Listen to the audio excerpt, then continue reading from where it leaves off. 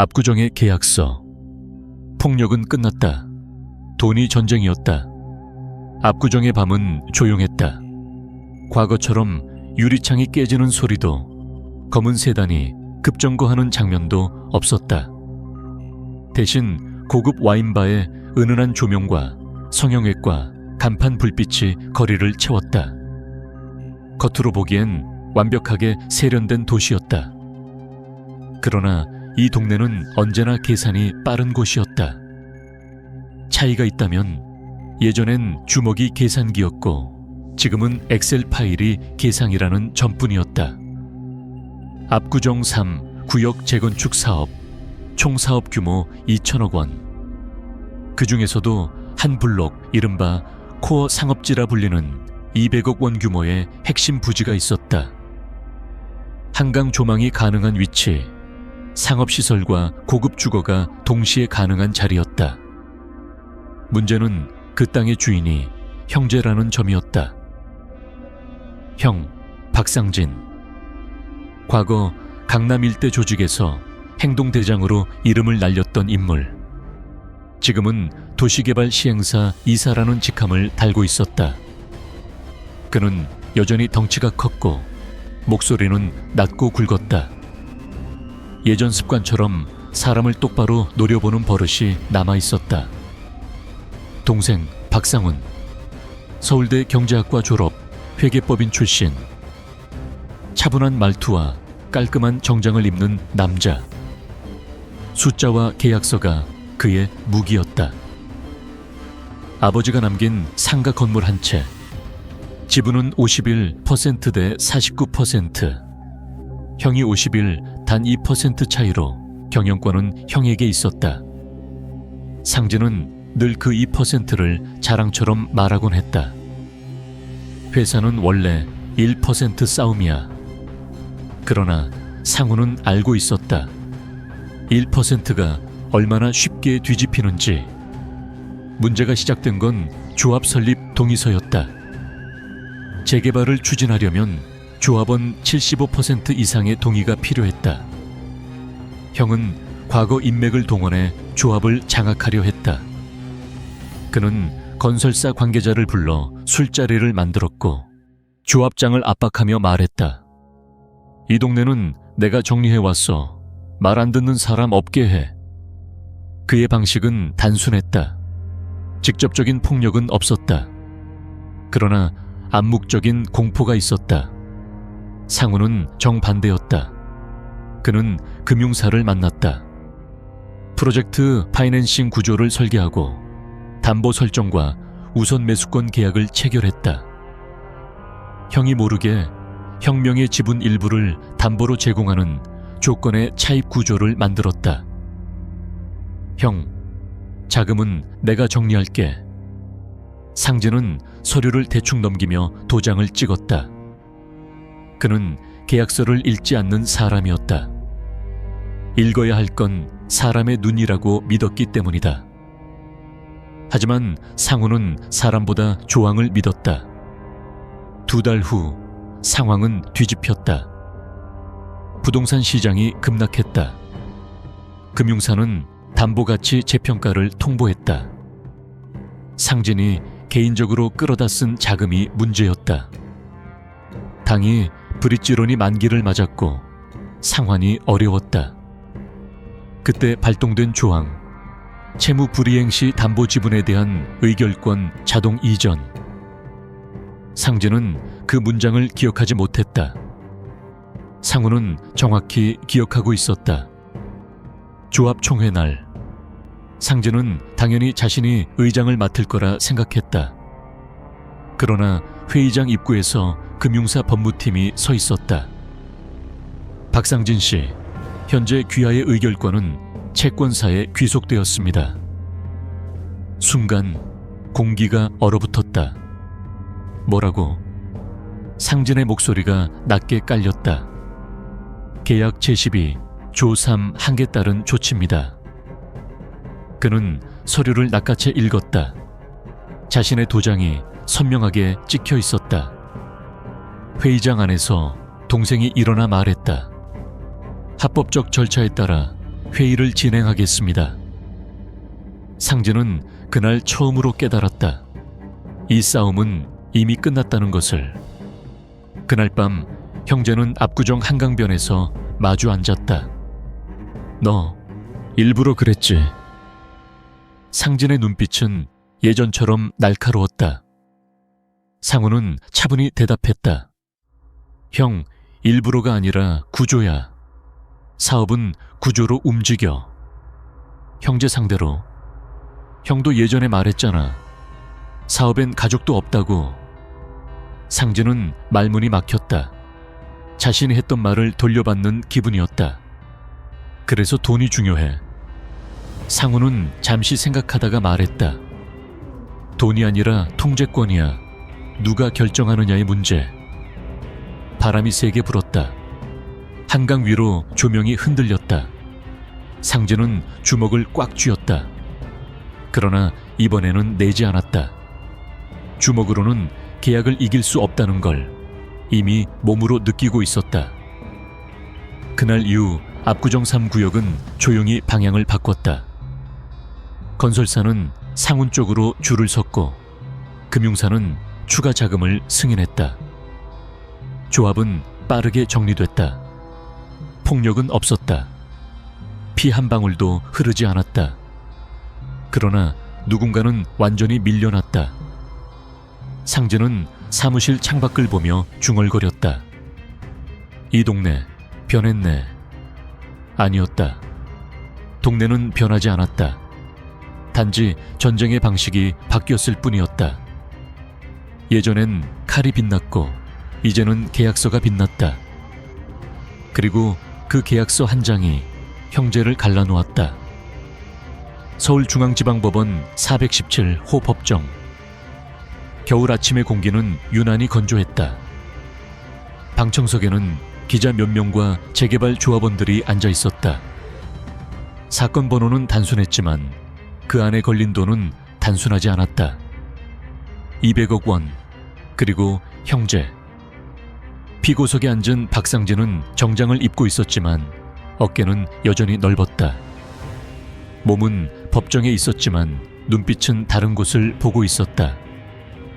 그는 이런 공간에 익숙하지 않았다. 예전에는 경찰서 취조실 정도가 전부였다. 그때는 침묵하면 끝났다. 땄다. 하지만 여긴 달랐다. 법정에서는 침묵이 패배였다. 검사의 공소 요지는 명확했다. 재개발 조합 업무 방해, 조합원 협박 사업. 진행 방해 목적의 위력 행사, 직접적인 폭행은 없었다. 그러나 통화 녹음 파일이 있었다. 조합에서 이상한 선택하면 후회할 겁니다. 상진은 그 말을 기억했다. 위협이 아니라 조언이라고 생각했다. 이 바닥에서는 늘 그렇게 말해왔다. 그러나 녹음 파일 속 목소리는 차가웠다. 법정 스피커를 통해 흘러나오는 자신의 목소리는 낯설게 들렸다. 원고 측 변호인은 박상훈 측 인물이었다. 그는 천천히 자료를 넘기며 말했다. 본 사건의 핵심은 폭력이 아닙니다. 경영권 분쟁입니다. 판사는 눈을 들었다. 설명하십시오. 피고는 채무 상태에서 담보 계약을 체결했습니다. 해당 계약에는 채무 불이행 시 의결권 자동 이전 조항이 명시되어 있습니다. 이는 상법상 유효한 약정입니다. 상진은 이를 악물었다. 그 조항, 자신은 읽지 않았다. 재판은 숫자 싸움으로 흘러갔다. 대출 금액 70억, 연이율 11%, 브릿지론 만기 6개월, 부동산 시장 하락률 8%, 담보 가치 하락, 기한이익 상실 통보. 그 모든 과정이 서류로 정리되어 있었다. 상우는 증인석에 앉아 담담히 말했다. 형에게 숨긴 적 없습니다. 모든 계약은 자발적이었습니다. 형제 관계에서 정보 비대칭이 있었던 건 아닙니까? 사업은 감정이 아니라 구조로 움직입니다. 방청석이 술렁였다. 상진의 변호인은 다른 방향으로 공격했다. 채권사와 원고가 사전에 공모한 정황이 있습니다.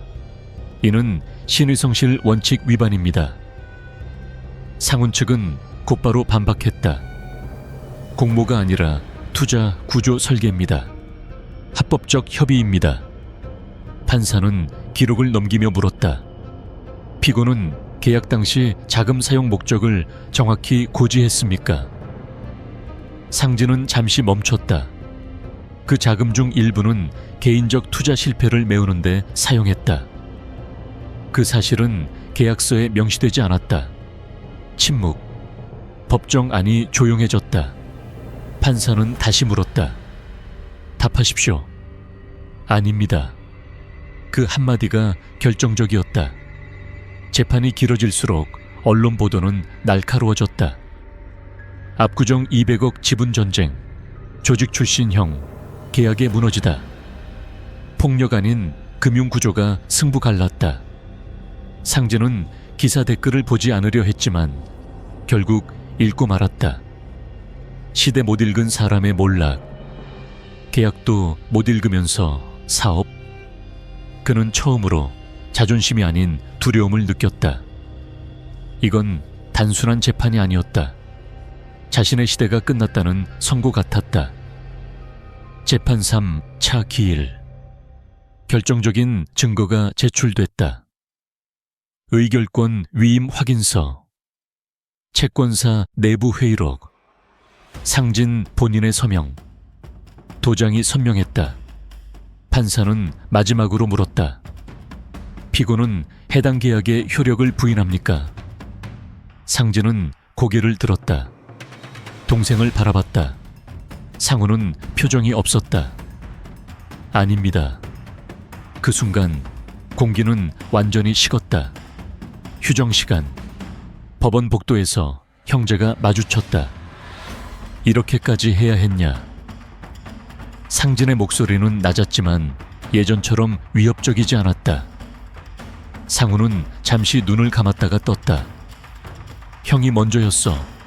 항상 힘으로 정리하려 했잖아. 그래서 나를 법으로 죽여? 죽이는 게 아니야. 정리하는 거야. 그 말은 칼보다 날카로웠다. 판결 선고일이 다가왔다. 상진은 밤마다 계약서를 다시 읽었다. 제12 조 3항, 제15조 담보권 실행, 제18조 의결권 귀속. 모두 자신의 서명이 있었다.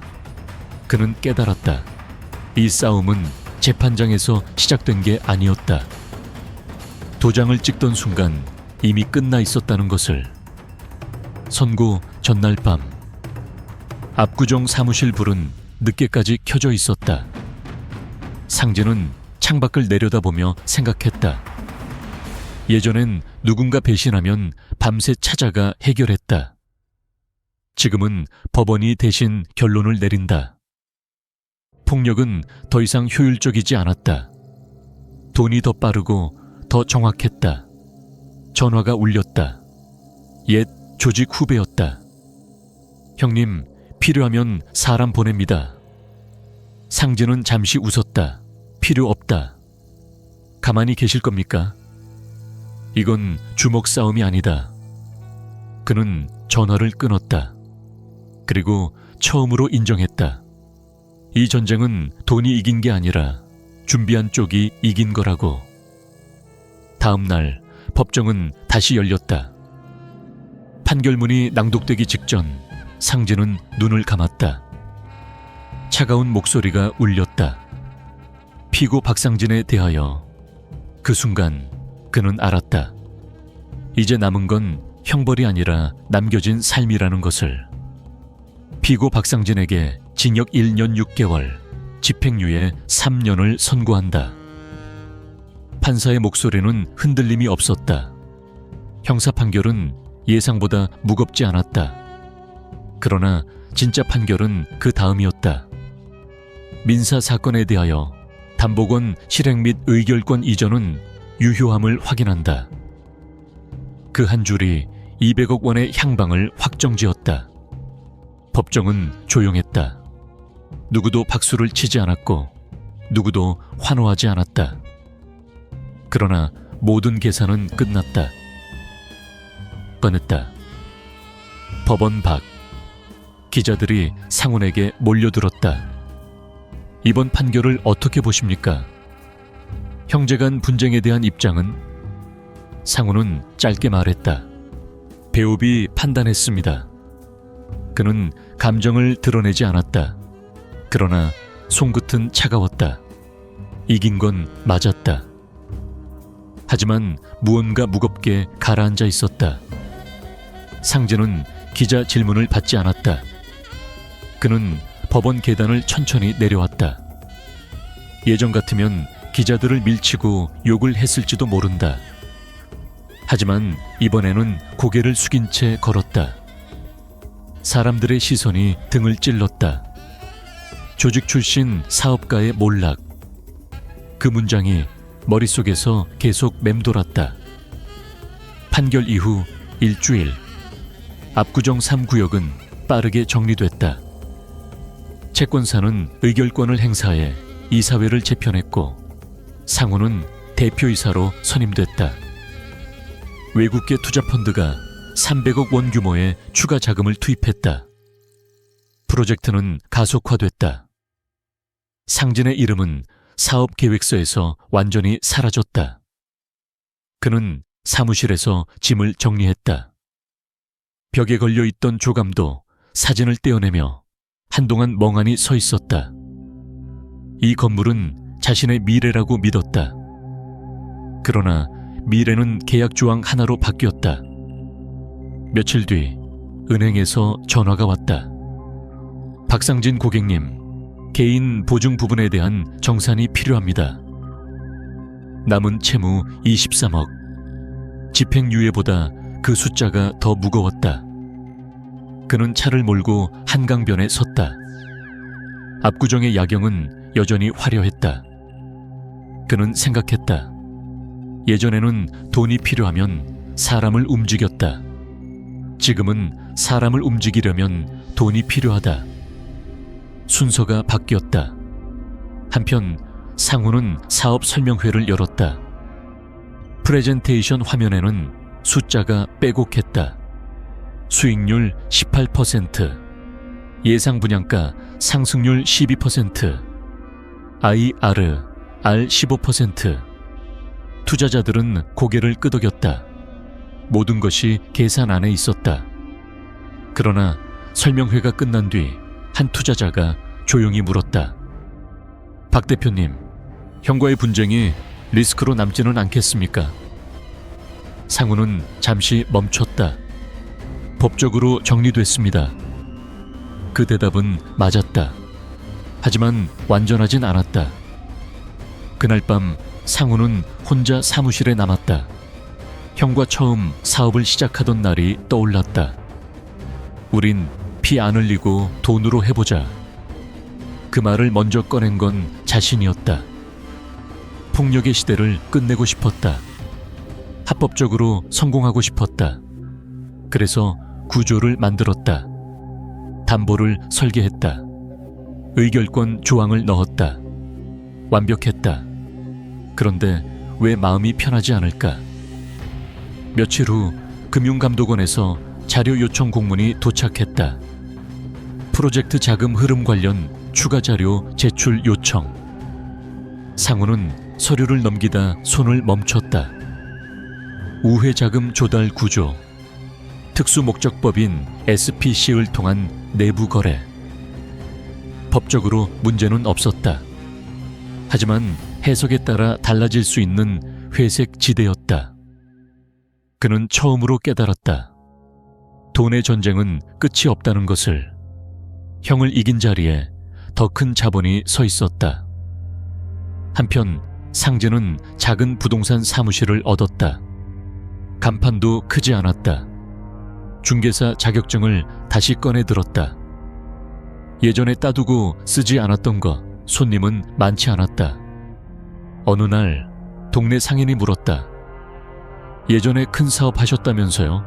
상진은 짧게 웃었다. 지금은 계약서 읽어주는 일 합니다. 그 말은 농담 같았지만 사실이었다.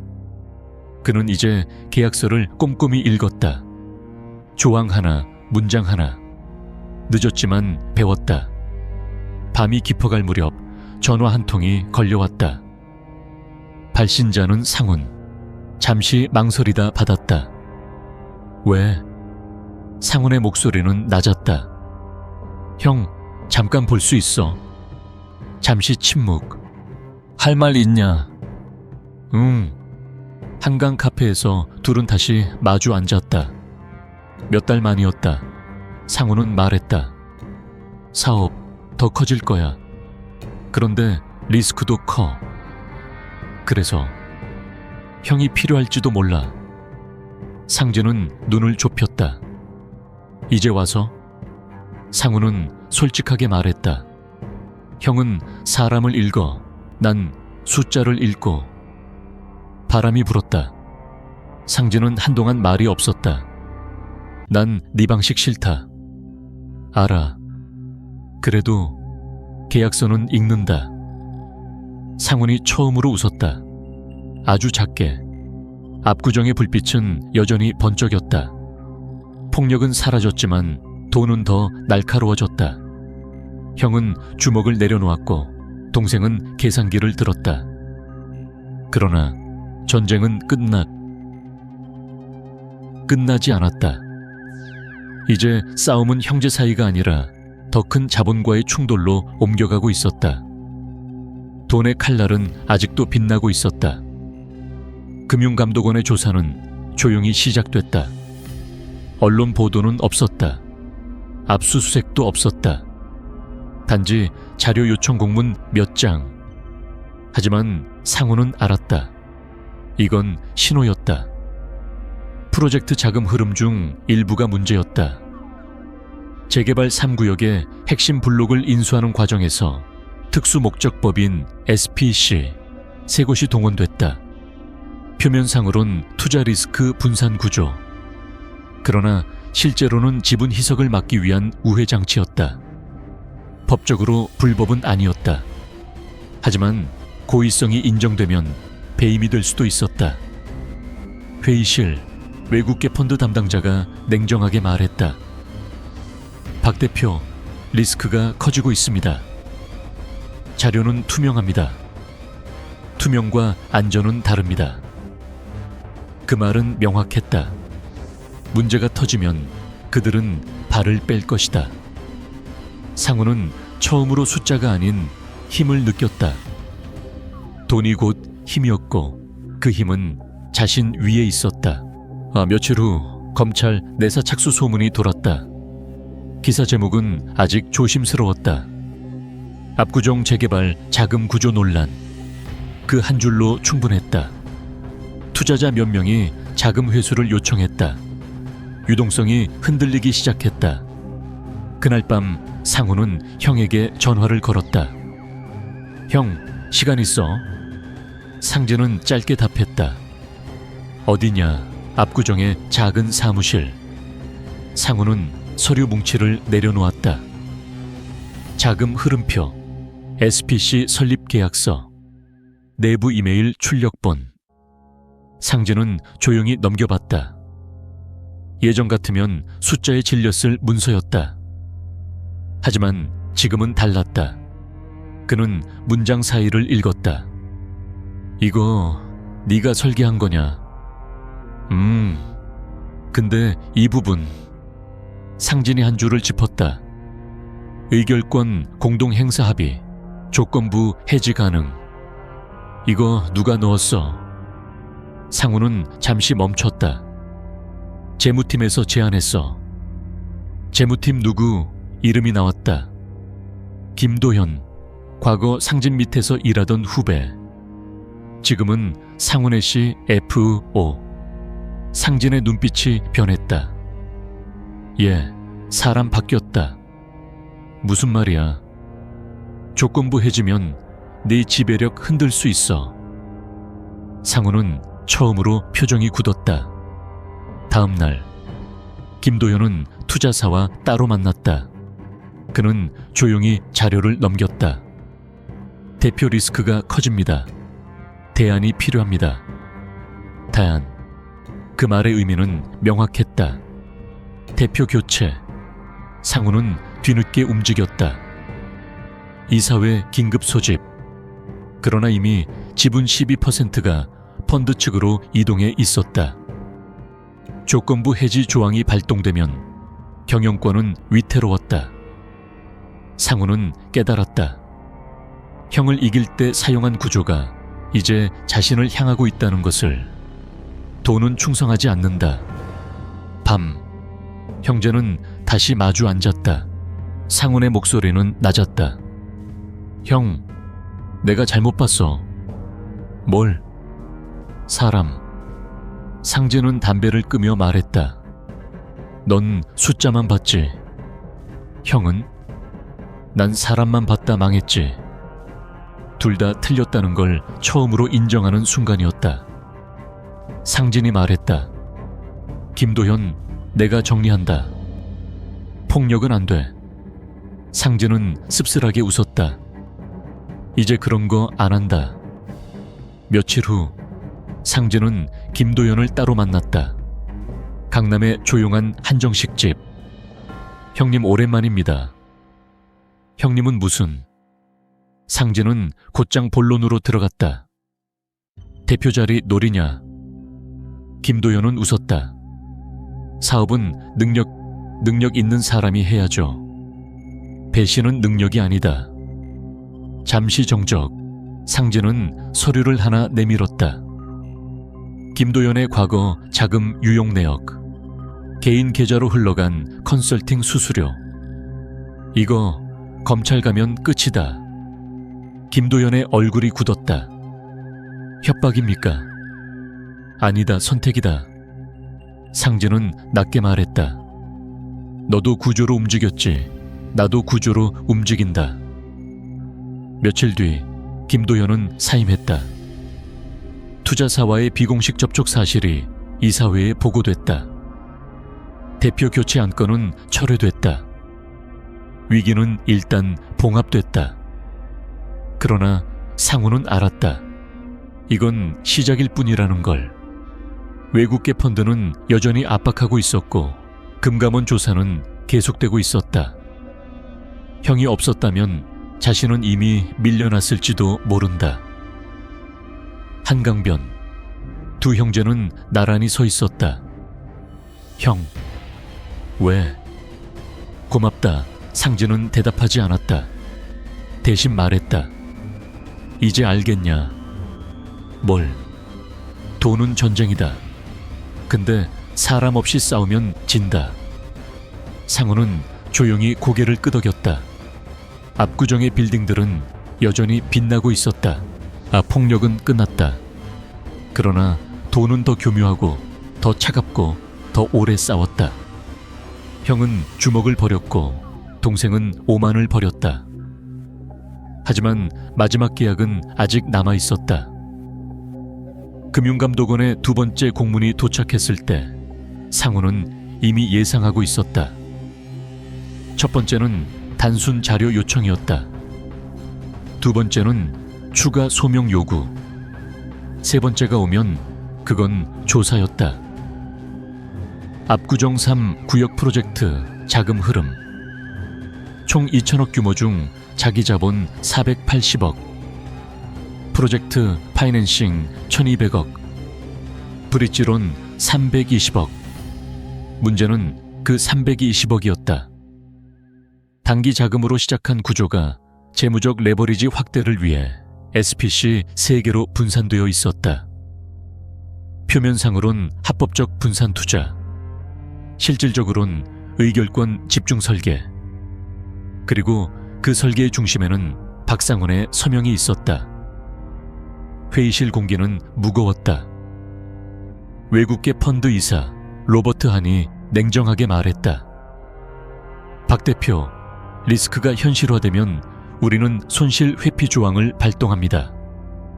아직 위법 판단은 없습니다. 위법과 평판은 다릅니다. 그 말은 협박이 아니었다. 계약이었다. 투자 계약서 27조.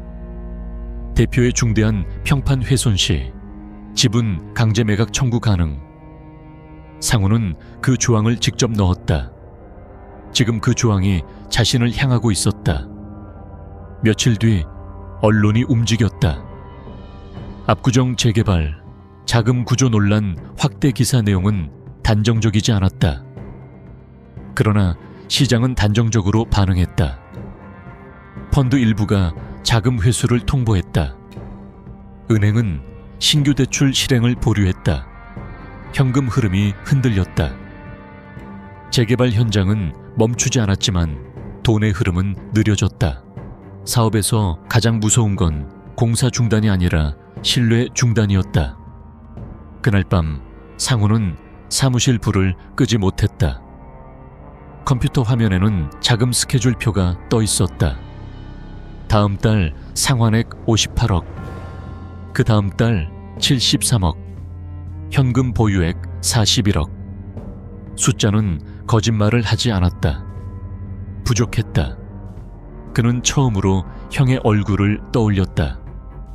사람 없이 싸우면 진다. 그 말이 귓가에 맴돌았다. 한편 상진은 변화를 감지하고 있었다. 압구정 바닥은 빠르다. 소문은 기사보다 먼저 돈다. 펀드가 움직인다. 대표 교체 얘기 나온다. 그는 이름 하나에 주목했다. 김도현. 상훈의 씨 FO. 예전엔 자신의 밑에서 일하던 인물. 숫자는 잘 다뤘지만 늘 눈이 빨랐다. 기회를 보는 눈. 상진은 사람을 읽는 법을 배웠다. 주먹으로가 아니라 배신으로. 상진은 조용히 움직였다. 김도연의 외부 접촉 기록, 투자사 비공식 미팅, 사전 검토 자료 전달 정황. 결정적인 건 이메일 한 통이었다. 대표 리스크 대비 대체 경영 구조 제안서 첨부 파일에는 조건부 대표 교체 시 수익 안정화 방안이 적혀 있었다. 그 제안서의 작성자는 김도연이었다. 이사회 긴급 소집, 회의실은 냉전 상태였다. 상우는 자료를 테이블 위에 내려놓았다. CFO가 투자사와 독자 접촉했습니다. 김도연은 담담했다. 리스크 관리 차원입니다. 대표 교체 제안이 리스크 관리입니까? 로버트 한이 끼어들었다. 감정적으로 대응하지 마십시오. 우리는 안정이 필요합니다.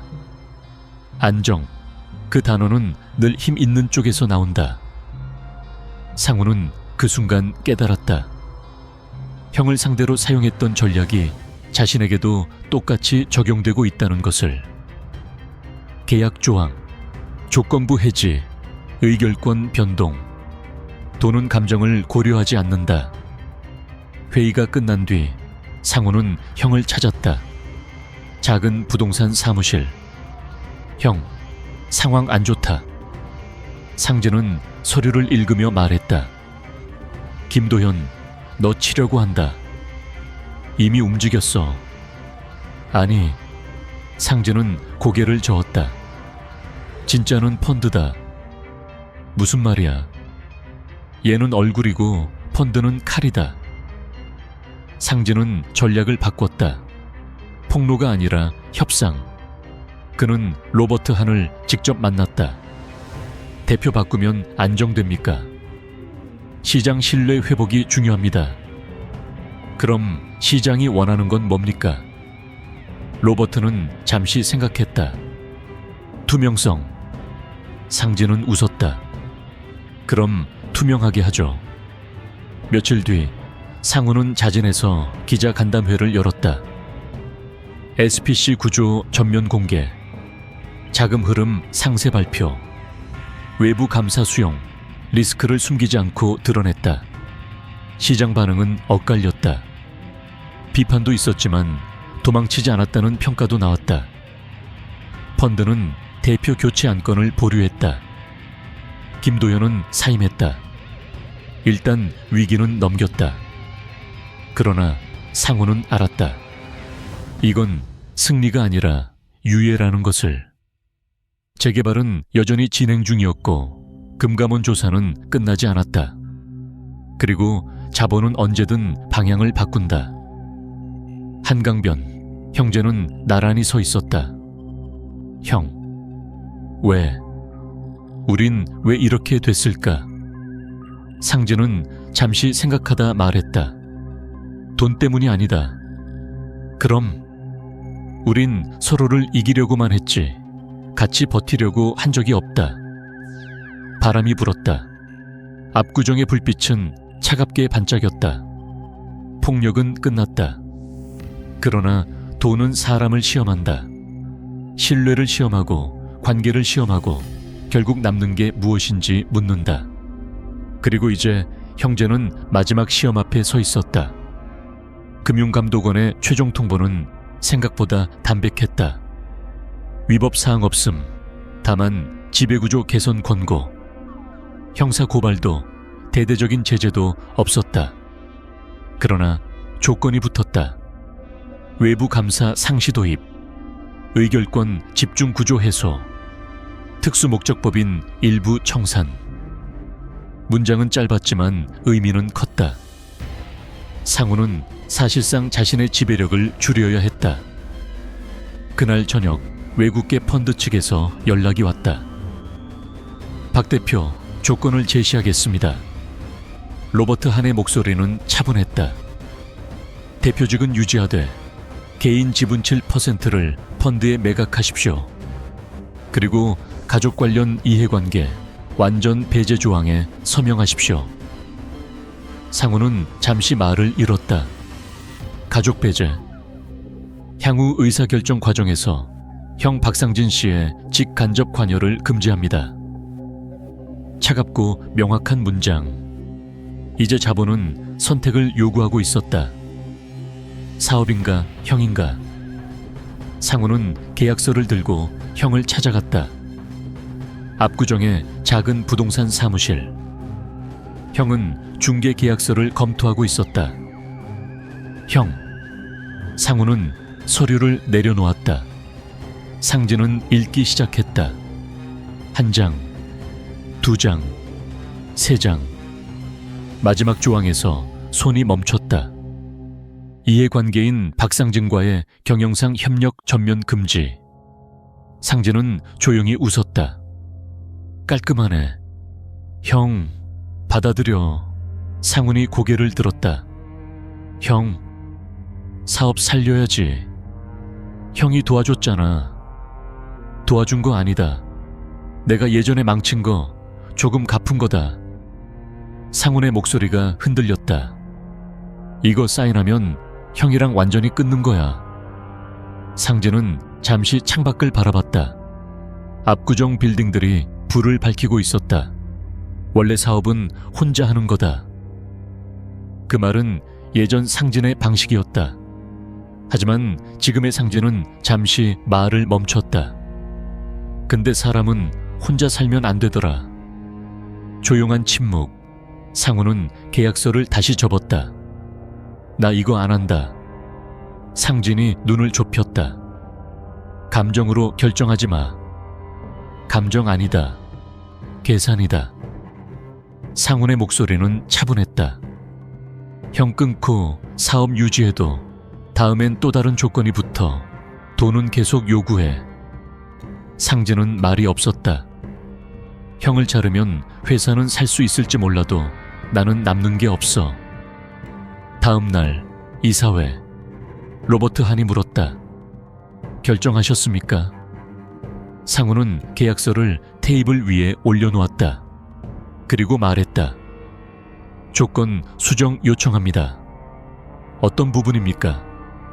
가족 배제 조항 삭제. 대신 제 개인 지분 10% 매각. 회의실이 조용해졌다. 그건 과도합니다. 대표 리스크 해소와 지배구조 투명성 강화. 그게 목적 아닙니까? 로버트는 계산했다.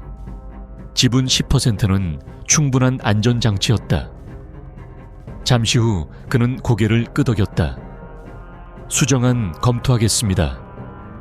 몇 주 뒤 합의가 체결됐다. 상우는 지분을 일부 넘겼고 경영권은 유지했다. SPC 구조는 단순화됐다. 외부 감사는 상시화됐다. 프로젝트는 다시 안정 궤도에 올랐다. 압구정 3 구역공사는 재개됐다. 완공식 날 초고층 주상복합이 한강을 내려다보고 있었다. 언론, 투자자, 조합원들, 상우는 단상에 섰다. 많은 갈등이 있었지만 우리는 법안에서 해결했습니다. 짧은 인사였다. 행사가 끝난 뒤 그는 형을 찾았다. 상진은 사람들 뒤에서 조용히 서 있었다. 왜 안 올라왔어? 난 이 회사 사람 아니다. 상우는 웃었다. 그래도 형이다.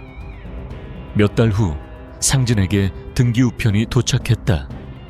발신인 박상훈, 안에는 계약서 한 장이 들어있었다.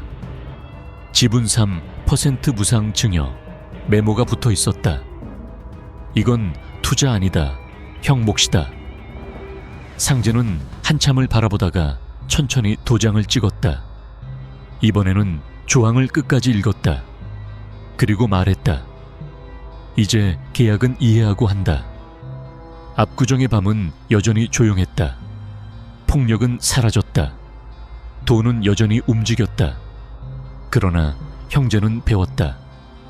돈은 전쟁이 될 수 있지만 관계는 계약으로 끝낼 수 없다는 것을. 마지막 계약은 지분이 아니라 신뢰였다. 그리고 그 계약에는 해지 조항이 없었다. 끝.